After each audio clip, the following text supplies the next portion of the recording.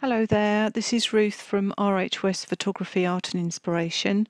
I'm here today to share with you some Photoshop texture tips, and today I want to talk about how to smooth out or even out an uneven or a distracting background in your image, and this is why I'm going to be using this rather poor quality image of Izzy, which has got lots of distractions going on in the background here, lots of colours and things that I don't really want, but there they are. This is just a quick tutorial to show you how to use a texture and also how to use the brush tool to even some things out and to enhance your work. Sometimes you can use a texture such as this one. This is umber. This is from my collection #1, and because it's a dark, rich texture, it works really nicely to give a bit of pop and a little bit of definition to the darker images. And this is my end result here, as you can see. It's really made the image pop. The original is quite washed out, but now it's just sharpened the image up. It's brought out the colour of Izzy's eye, and I didn't do any further sharpening with this image. It is actually just the texture that sharpened and defined this image from that, which is a bit fuzzy really and a bit washed out, to this. So I wanted to share with you about that because I think sometimes people don't realise that you can use textures in this way, and I was quite surprised myself, pleasantly surprised to see the effect that this had.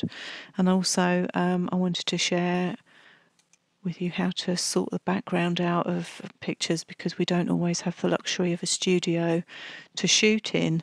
So here's some tips.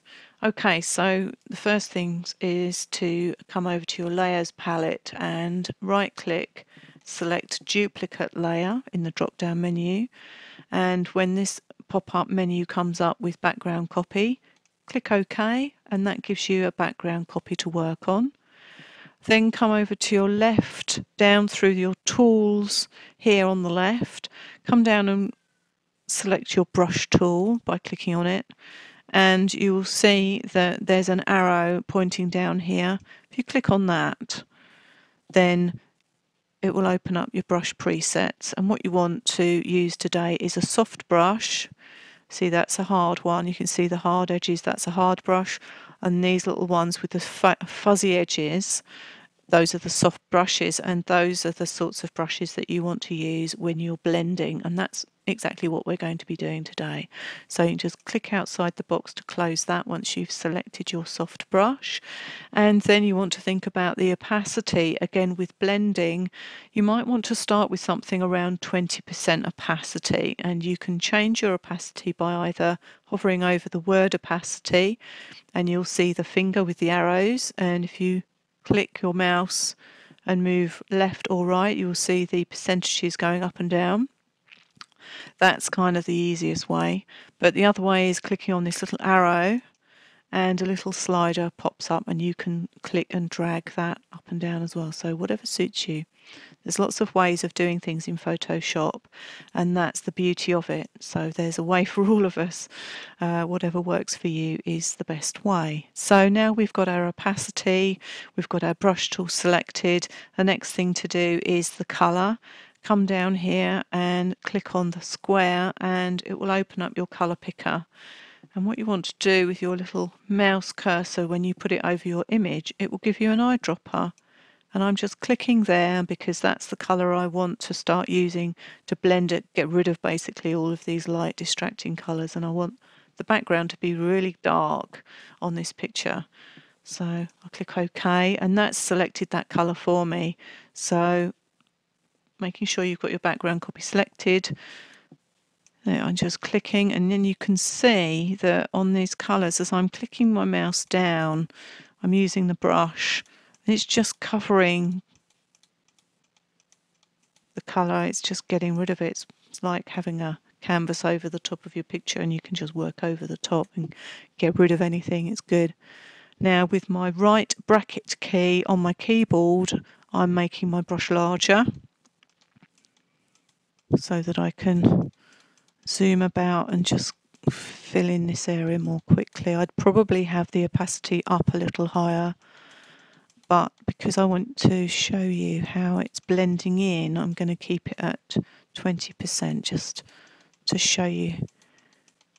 See, it's quite subtle, but that's what you need when you're blending, because otherwise, you know, you'll get hard lines and it just starts looking very unrealistic. And I'm just going to use my left bracket key now to make that brush a little smaller, and avoiding the lovely little bits of fur there. I'm just going to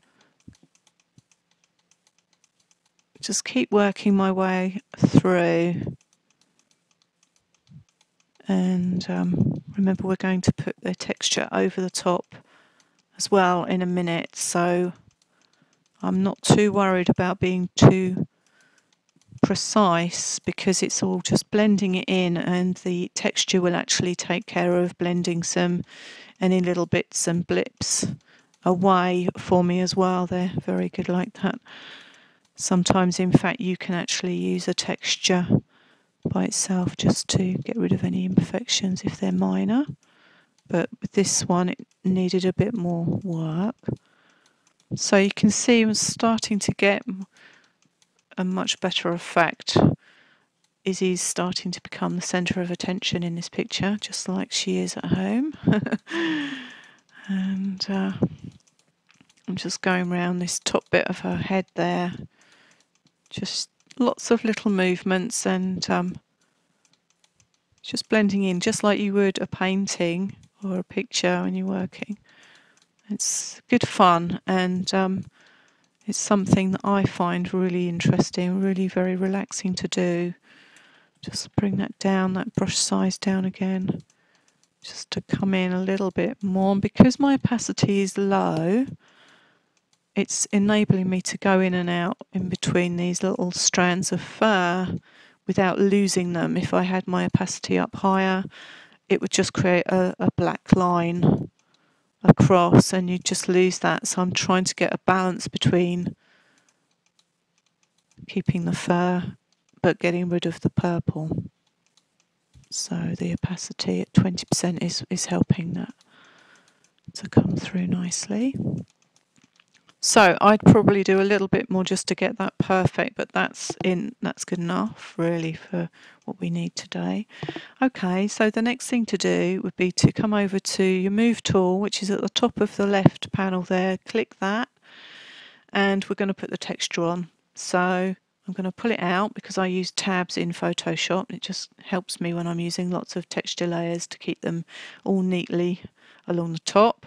And I'm going to click on the texture and drag the picture over, release, and there it is on the picture. I'm just going to put that back up on the tab, click back over to our work in progress, and click on the texture, and I can move it around. As you can see, I'm just clicking and holding on the mouse and just moving the mouse around, and it enables you to just pop the texture on.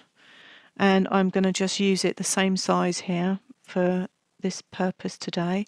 Double click to select it, and then I'll come over to the blending modes and click the drop down menu or drop up menu here, and I'm going to select soft light, and that's my texture added as well. So if you can see, that's before the texture and this is with the texture, and you can see that it's given some lovely definition and sharpness, and it's brought out the colour of Izzy's eye really beautifully. And that's really what I wanted the centre of attention to be, the focal point to be in this photograph. I wanted it to be her eye because they're so beautiful.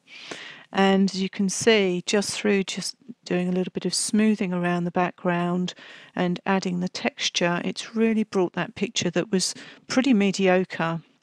As you can see, if I click Alt and press on the eyeball on the background layer, that's what we started with there.